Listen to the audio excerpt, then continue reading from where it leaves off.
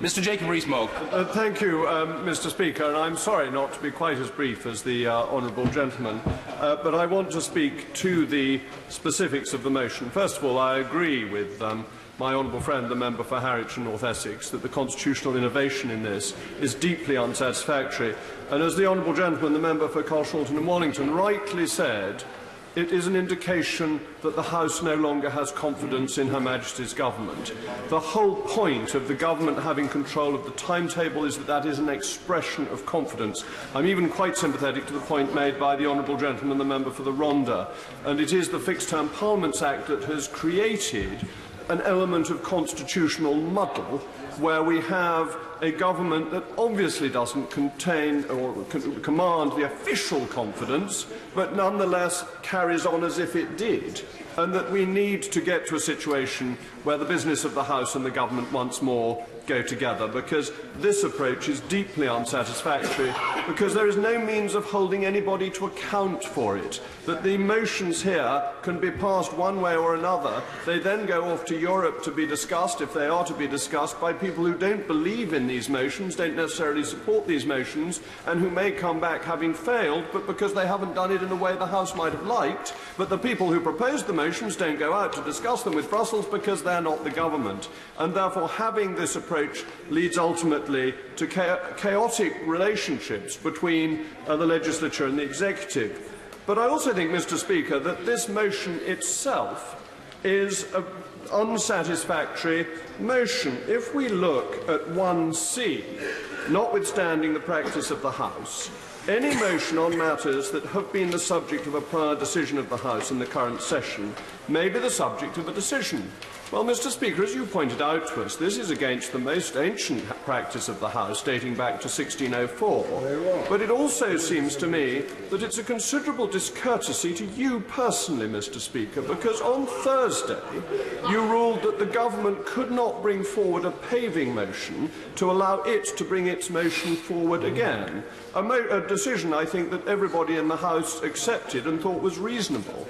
And therefore I think to have slipped through in this motion under your nose something that allows a paving motion for motions that have already been determined is a discourtesy. And if I had been as discourteous as that to you, Mr. Speaker, I would not have the gall to move the motion standing in my name. Indeed, I would feel it necessary to make a public apology for such a shaming state of affairs. I give way to the honourable gentleman. Can I thank him for giving way? Isn't his real objection not that Parliament is trying to balance control back from the government, but that his power has been seriously weakened by Parliament asserting its own authority and trying to have a say to find a way forward?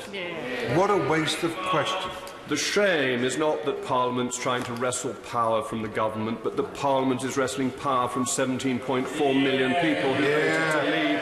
And the shame, Mr. Speaker, is of people who stood on manifestos saying that they would respect the result of the referendum, and they did so when they spoke such, they did so with forked tongues. I give way to the honourable gentleman.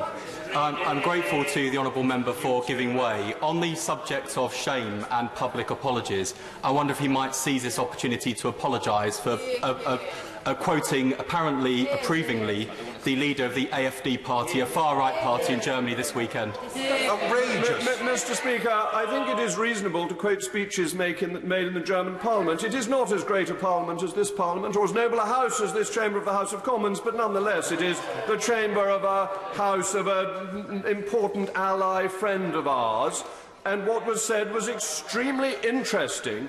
And just referring people to what has been said is not necessarily an endorsement. As the honourable gentleman may notice, I've just quoted from the text in front of us, not because I'm endorsing it, but because it's interesting and important. So the honourable gentleman perhaps should not jump to weird conclusions. But the other problem with this motion, Mr. Speaker, is the time that it allows for this debate. We have quite a number of motions before us, as we did yesterday, going up to H. Not yesterday, the honourable lady from a sedentary position, right honourable lady from a sedentary position, quite correctly corrects me that it was at the end of last week.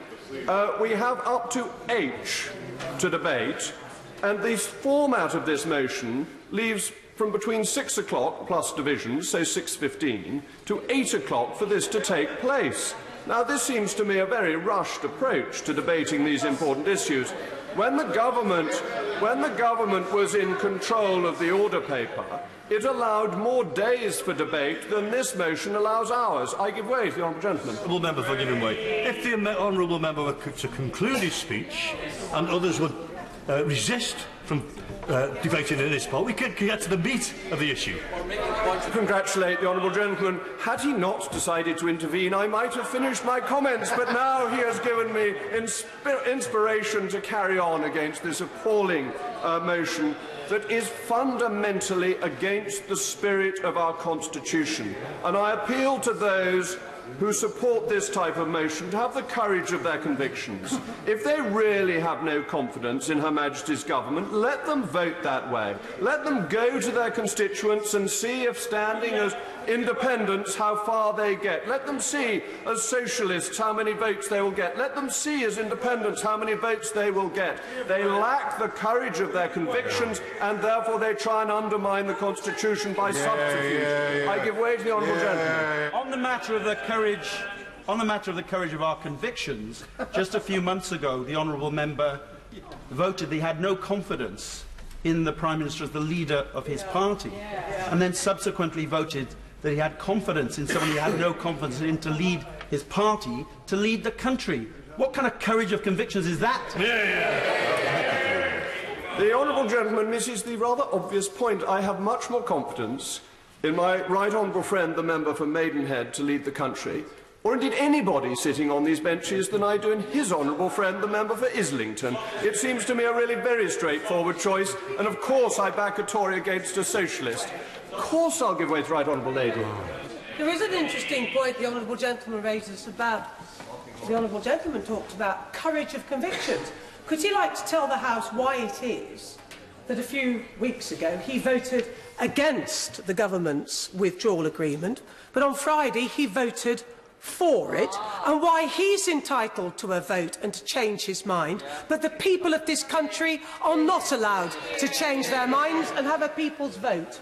I'm deeply grateful to the right honourable lady for intervening. It is much appreciated because it allows me to point out to her that the right honourable lady, the foremost campaigner for a second referendum, the right honourable lady who favours votes at every opportunity, except when, having stood as a Conservative, she does not offer herself to her constituents, to them to decide whether they wish to have somebody who has turned their coat as their member of Parliament.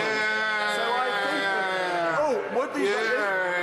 If the right honourable lady wishes to appeal for the Chiltern Hundreds, I will of course give way. Order, just before the right honourable lady intervenes, we are in danger of straying somewhat from the narrow ambit of the business of the House motion, to which I hope we will return. Anna Soubry. Well, I think it is important to record that, of course, the majority of people in Broxtowe did not vote Conservative, and like all honourable and right honourable members, I seek to represent all my constituents, as we should all do, putting them and our country before narrow sectarian party interests. Esther, let them decide. Mr. Speaker, what was it that the late Earl of Beaconsfield said of Mr. Gladstone?